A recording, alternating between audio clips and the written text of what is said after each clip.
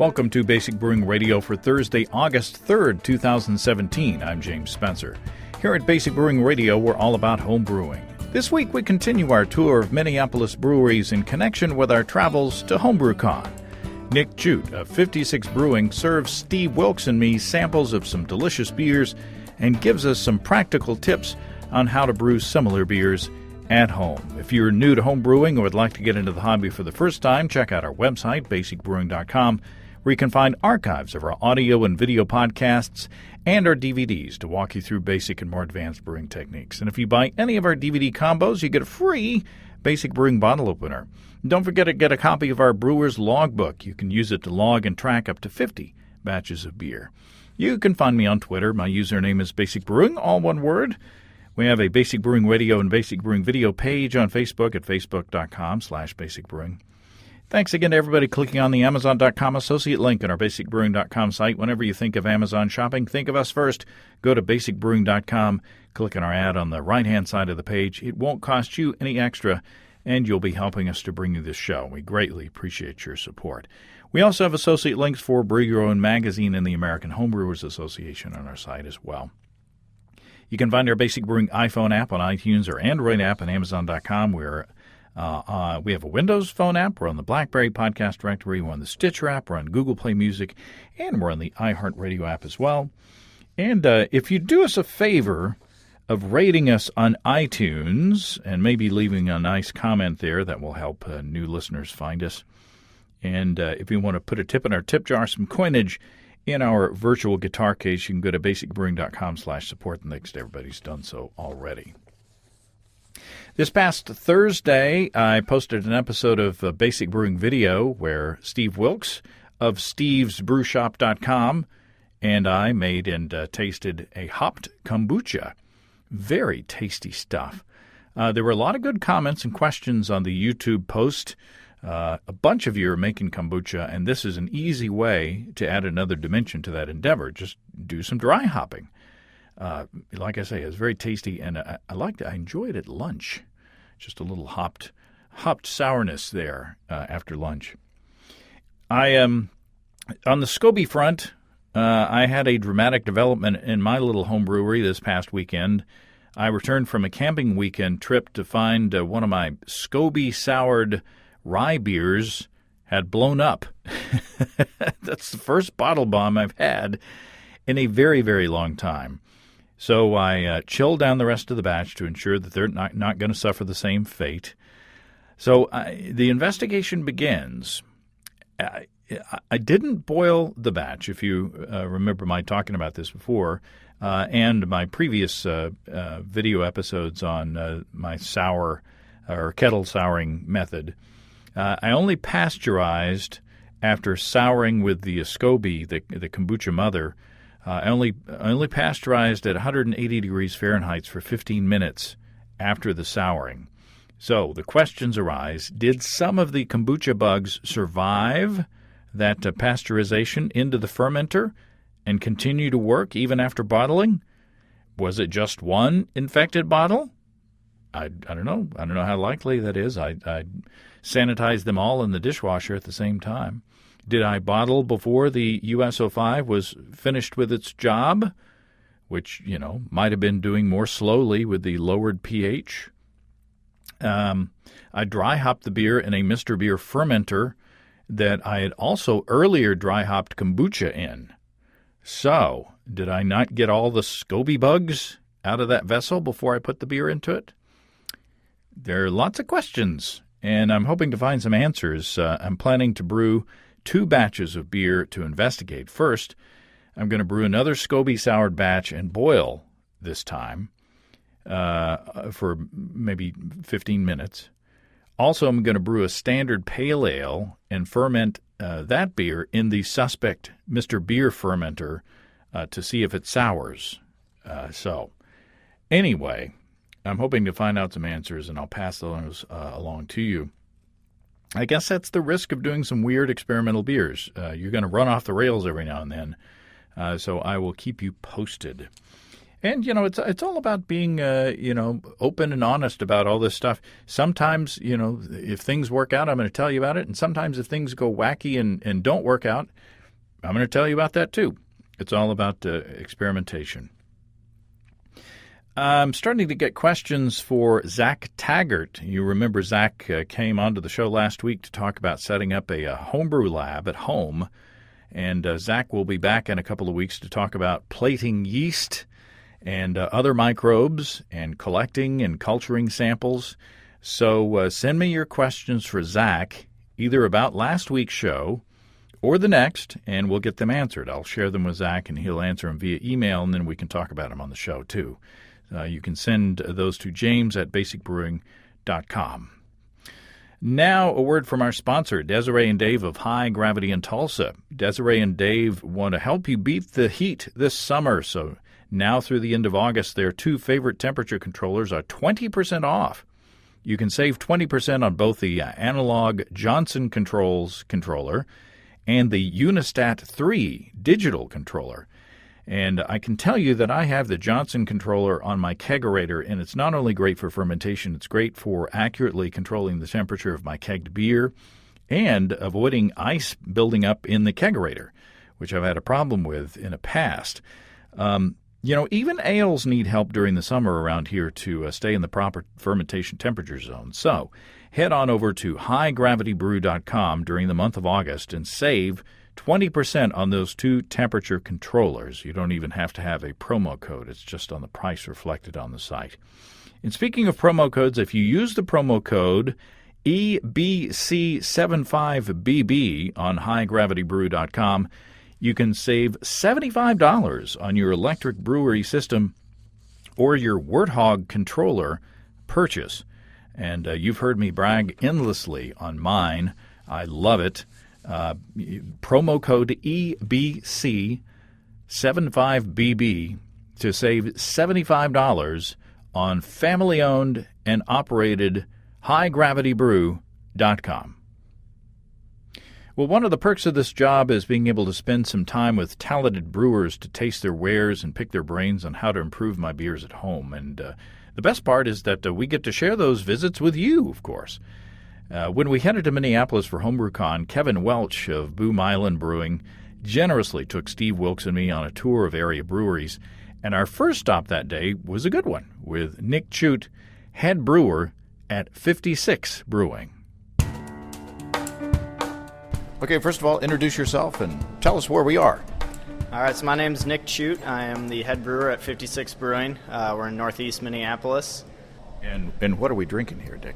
We're drinking the Northeast Nectar, which is a honey wheat ale brewed with Minnesota wildflower honey from Bolton Bees. It's delicious. It's very good. Now, describe the character, Steve. I'm putting you to the test. It's very clean. I'm going to assume that you're using an American yeast, like a California Common of some kind. Yeah, I'm getting a head shake. So, yeah, in other words, it doesn't have that banana clove thing like a German beer would have. And the honey just pops right through. I mean, it really comes out almost braggotish. I mean, it's just like if you had a light summer wheat braggot. Yeah. But it's really nice. And it's as you would expect. It's not about the hops, but it's very nicely balanced. Yeah, it's very floral, and I take it that most of the floral character is coming from the honey and not the hops. Yeah, it's pretty lightly hopped at the end, and then I do all the honey is a Whirlpool edition. So post boil, add that in. It has about 30 minutes to sit in the wort before I start chilling it. And what percentage-wise of the fermentables is honey? Probably less than 10%. I don't know off the top of my head, but it is. Let's see, about a pound per keg. It was very nice. And what's the grain bill on it? Grain bill is 2-row barley and white wheat malt. So we dived into the details right away, into the minutia, but I didn't want to lose that. So tell us about the brewery and tell us about your background. And this is a beautiful place. We just took a tour of the brewing setup, and it's a gorgeous, big stainless system, and the tap room is nice and sort of modern looking, but there's kind of a rustic feel with the woodwork. But I take it that the brewery didn't start out this fancy. Yeah, it definitely did not. So we actually started or opened our doors 2 years ago in a space a couple blocks away, and it was a 700 square foot industrial garage with converted milk pasteurization tanks for the brew house itself. So we were running about 5-barrel system there. So it was kind of like a large-scale homebrew setup. And after being there for 2 years and having aspirations for a much larger setup and a full tap room, we definitely had some motivation to make it very nice looking, but also exactly what we wanted. So coming into this space, in terms of the tap room, we wanted to keep a lot of the feel that we had with the old space, and themes of kind of industrial metal as well as wood. We really focused on that. So our whole the back of the bar, which is over our bathrooms and then has an upper level mezzanine, is all a steel beam structure, and then that's accented with wood. Our bar top is white oak that we got rough cut, and we planed ourselves, and then tried to with our bar back and tap handles the same steel and wood in there. Well, it works very well. What's your philosophy of the beers that you brew? If you were to give like an elevator pitch of who 56 Brewing is, what would it be? So our kind of mission statement for that is that we brew beers that we like to drink. I myself look at recipe creation and brewing beer as almost like a food science aspect or a culinary aspect, blending flavors together to get a good balance that's very drinkable, but really showcasing the ingredients that I'm using. So like the Northeast Nectar here, you can taste the wheat and the honey, and it all blends together very nicely. Do you have an urgent question? Just saying. Making sure the brewery work is being done as we're talking here. So talk about your background. How did you get into brewing yourself? So when I was 21, I really wanted to start home brewing. Finally made the commitment to myself to go one day and buy a starter kit, and from that day on I was hooked, and brewing as much as I could, and it was kind of always a dream in the back of my head that maybe I'd like to get into full scale brewing one day, and talking to people I knew occasionally about potential jobs or internships at breweries, and then my landlord, who is our founder, Cale Johnson, around that time was starting 56, and he knew that I brewed beer, and so talked to me, and I came on to help out with the brewing, and we just went from there. Wow. And so about 2.5 years later, now we're in our tap room that we dreamed of, and it's going well. A meteoric rise. That's very nice. What is there something else that you would like to sample? I can't get over the honey character of this beer. Yeah, it's pretty amazing. Usually honey tends to dry out, and so that you're able to keep it as light and fresh in terms of the flavor is really quite stunning. I almost wondered if you hadn't used honey malt in it, but no. Yeah. No, I think originally we did have some honey malt in the grain bill, but I found with the very last minute addition of honey, it wasn't really necessary. And then with our new brew house and having a whirlpool, that's really been able to work out well for me. But yeah, we can try another style for you guys. We're being greedy here, Steve. This is our. We have to say that Kevin Welch from Boom Island Brewing Company is our tour guide today, and he's bringing us around. He treated us to some Westphaletteren 8 up on the roof of his building. It was very delicious. We're going to wind up there later on. I'm not sure what order these episodes are going to run, but we're going to wind up there later on. This is a beer that's slightly darker than the first one. What do we got here? All right, so this is our nose hair bender. It is a dry hopped IPA. Uses Simcoe, Centennial, Amarillo, and Citra hops added solely in the whirlpool and then dry hopped. It's about 7% and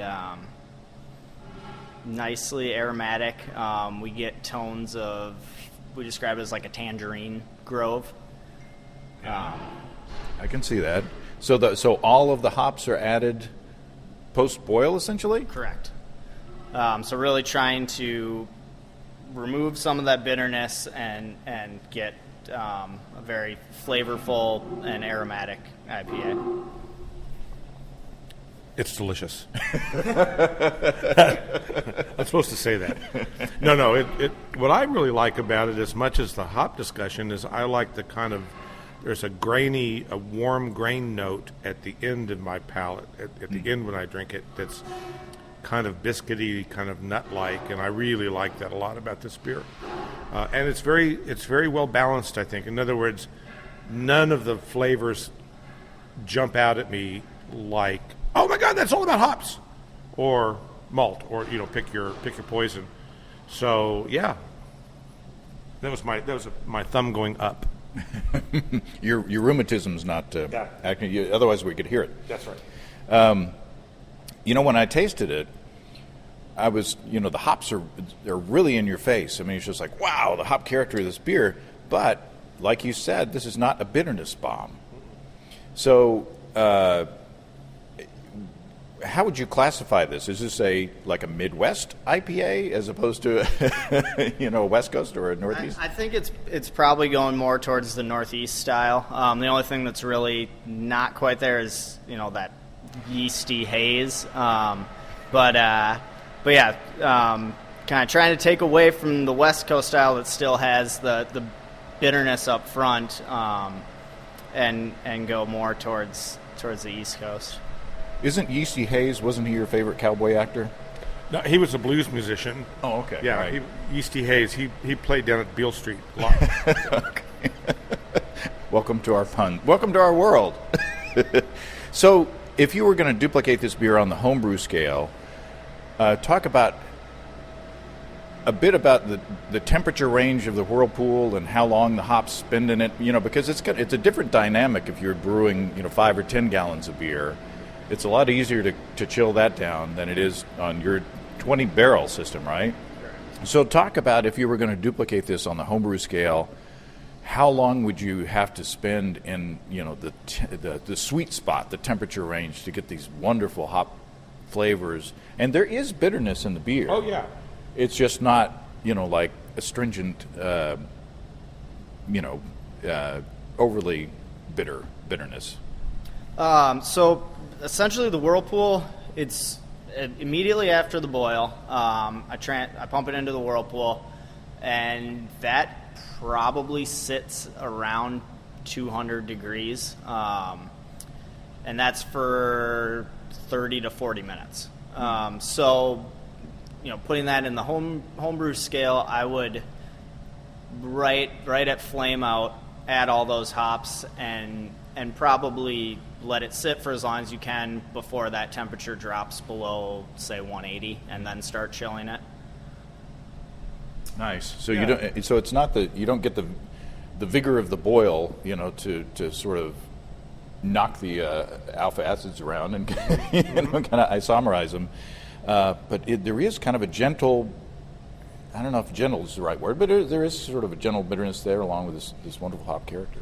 Well, yeah, and I really wanted to comment on your comment of leaving it alone until the temperature naturally drops below pasteurized to where it becomes a little dangerous bug-wise, because one of the things that I do, I mean, I grew up doing this as a brewer, is I try to start chilling too quickly.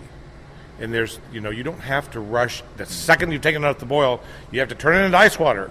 And a lot of homebrewers particularly think that if they don't do that, their beer will be ruined mystically, but it won't. Patience is important. Yeah, I guess to add to that, the only thing by waiting longer to chill it, you're really only adding more bitterness from any hops that are early on in the boil, right, as long as you're staying above that pasteurization level for temperature. Once you get there, then yes, you want to chill it down quick to induce the cold break, but as long as you're, I think it's 175, as long as you're above that, you're good. It's a safe beer. So how adventurous do you get on your tap list here? I mean, what's the farthest, the weirdest that you've ever gotten? Oh, that's a good question. So prior to the tap room, we were only selling growlers out of our space and then kegs to bars and restaurants. So we were playing it fairly safe in terms of adventureness. So coming into here, I'm going to start doing some styles that may not sell well to people who want to buy a growler, but when you're buying a pint of it, should sell a little better. One thing that I will be doing soon is a double IPA brewed with all Simcoe hops, and then it has bourbon barrel-aged honey added to it. So I'm looking forward to that, as well as probably in the fall time doing some more, additions like maple syrup, and make some heavier beers. Nice. So using the same theory with the honey wheat beer and adding the honey kind of towards the end and preserving those volatiles from the bourbon barrel-aged honey. Wow. Yeah, especially with the bourbon barrel-aged honey, I really want that to be more for flavor than for alcohol content. Right. Is there one more sample that you'd like to share? Yes. Being greedy as usual. This is the first step. We just do this for the beers. Yeah. Don't you have that on your business card? Greedy as usual? Yeah. Sure. Pretty sure I saw it's that. my side business. Yes, that's right. Oh my! Now that I'm going to venture. The bubbles are acting kind of. I'm wondering if this is a nitro tap. This looks like a beautiful dark beer. Talk about this beer. All right, so being 56 Brewing, I had to do something special for our 56 batch. So this is a Russian Imperial Stout. It is brewed with some chocolate rye malt, is one of those interesting ingredients I used. It's about 9.5%. And we do have some of that aging in some Buffalo Trace barrels at the moment. Wow, there you go. Where's the cot? You can't have a nap. We got other places to go. Wow, that is wonderful. I have to comment. We've had 3 beers. All 3 beers are super clean. Very clean. Super well done. Yeah. You've got your new gear and you know how to use it. So describe the characters you're getting out of this beer. Wow. This is a very big. It's very chocolatey. I kind of get some little vanilla notes in it, and I get a little roasty. I don't think it's a coffee beer, but I get a little coffee-esque at it. Is that? I can see that. It's got, if I remember off the top of my head, so chocolate rye is one of the ingredients there. I think basically a caramel 120 and maybe some flaked oats if I remember, but primarily the chocolate rye and the caramel 120 are really going to be the driving factors in the flavor. I'm getting kind of a nutty, like a roasted nut flavor as well. You don't want to say that too much. Behave. Yeah, I agree with all that. It's what I'm impressed with is how smooth it is. It's just kind of lays on the palate, and it's very delicious. And I know that's a ethereal word, but it's like a really good piece of chocolate cake, or a really, it's very dessert-like. I couldn't drink a pint of this. I could drink a half a pint. Yeah, I'm assuming you don't serve it in full pints. We do not. We serve it in tulips, and it's definitely a one tulip beer. Yeah. It is so good. I'm assuming that the rye adds to the chewiness of this beer, right? I mean, what percentage of rye? Ooh, probably 5 to 10. Again, I don't remember off the top of my head, but that would be a contributing factor to it. I'd like to know how you go about developing the recipe. So you had an idea to brew this beer. How do you go about bringing it from just in your head into the brewery? That's a great question. Sometimes I ask myself that as well. So, yeah, I always start with kind of where I want the end product in my head, and then I would say I tend to start with the specialty malts and get at least a list of which ones I want to put in there before even going to any percentages of what those are, and get all the ingredients I want to have in, and then place them together with the levels I think would be appropriate to balance with each other, and then lastly add my base malt in just to get to the gravity that I want. Huh. And do you brew some pilot batches? I mean, I'm assuming you do of some kind, but no? I've found I did when we started, but I quickly learned I was spending far more time on the brew house here than my homebrew system. So I knew what the beer would turn out better here than if I were to do it on a homebrew scale without the temperature control that I have, because that was a really big factor, was just having that temperature control on fermentation is going to dial in your beer's flavor profile so much more than if you don't have that temperature control. So yeah, I've gone to, unless it's kind of like a crazy beer that I have no idea how it's going to turn out, I'm pretty confident that brewing it full scale first time will turn out well.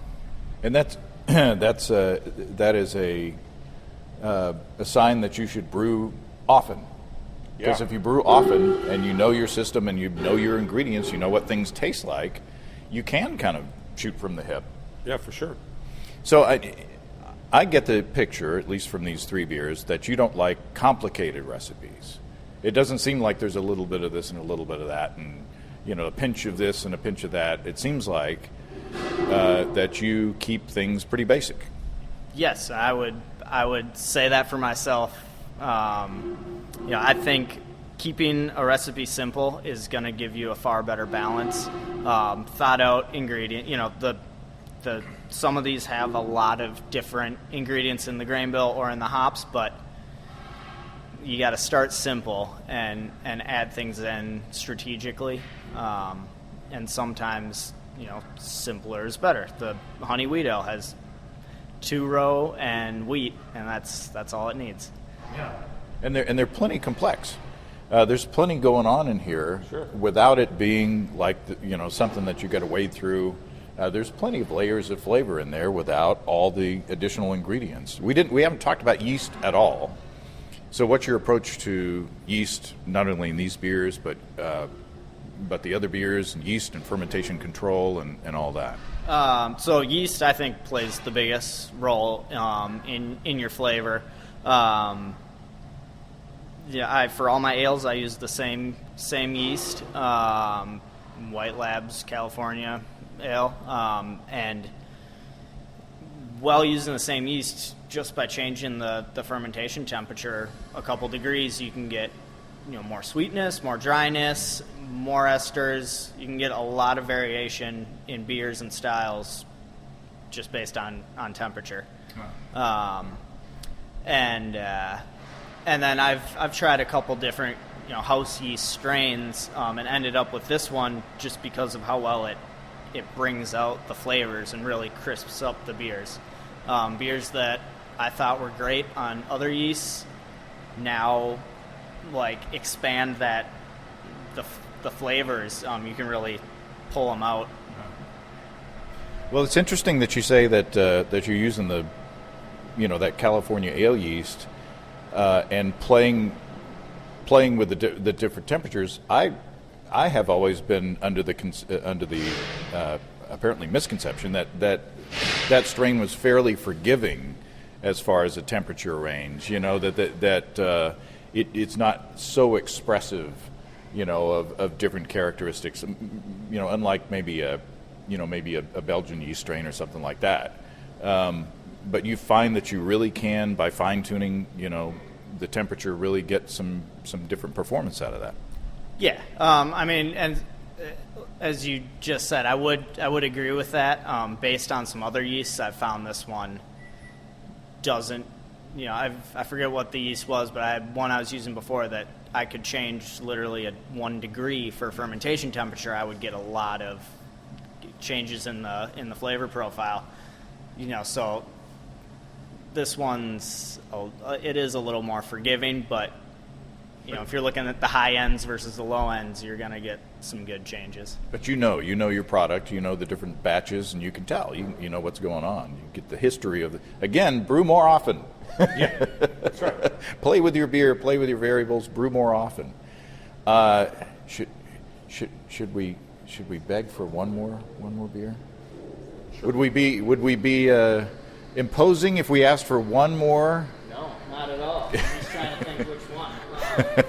So since kind of I think everybody should look at beer like this, but the canary in the coal mine is always the Pilsner and the light lagers. Oh, yeah, okay. So probably should have started you guys off with that, but now that your palate's really warmed up, we'll finish with that. There you go. We'll have the palate cleanser. Give me a Coke.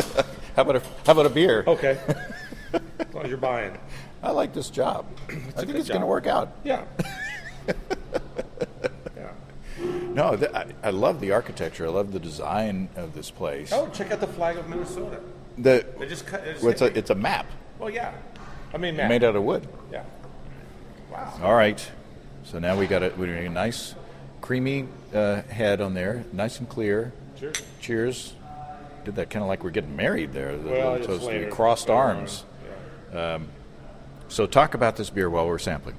Sure thing. So this is my Czech Pilsner. Try and brew it as true to style as possible. Malt is from the Czech Republic, Saz hops, and Pilsner yeast, and it's as simple as that. Mm-hmm.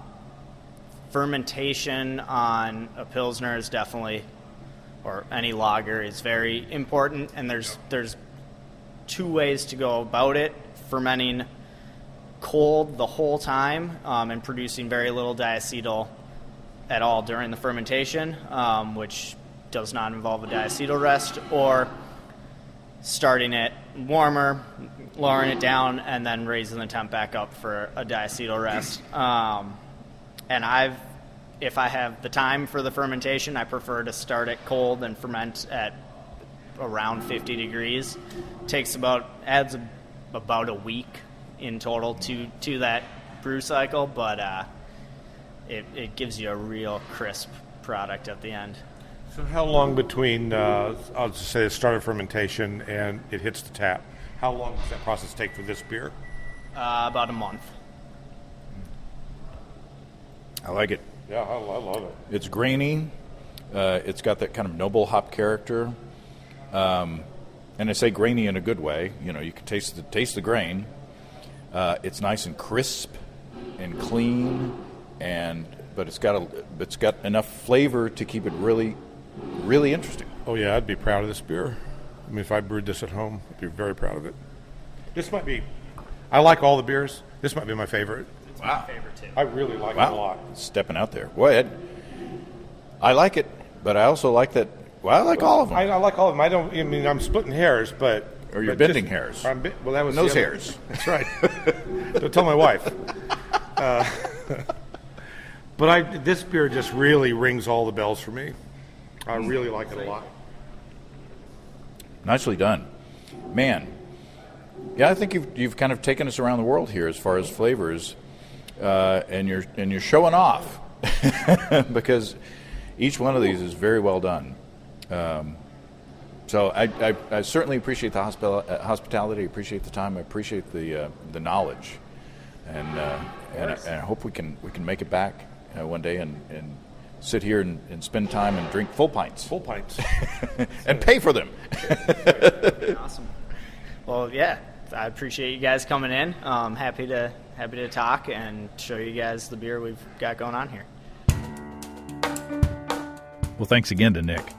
Steve and I, as you could tell, were really impressed by those beers, and I'm grateful to Nick for the time and information. I'm planning to integrate some of those tips into some upcoming brews very soon, and we'll have lots more coming from Minneapolis in the coming weeks. In the meantime, if you have brewing questions, show suggestions, or just want to say howdy, write to james@basicbrewing.com, or just fill out the contact form on basicbrewing.com, and please don't forget to tell us where you're from. Check out our support link where you can throw a couple of bucks into the tip jar by subscribing financially to our podcasts.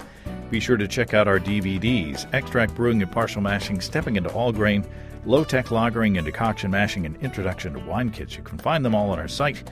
Get a free Basic Brewing bottle opener with any DVD combo, and you can check out our Basic Brewing shirts in the store as well.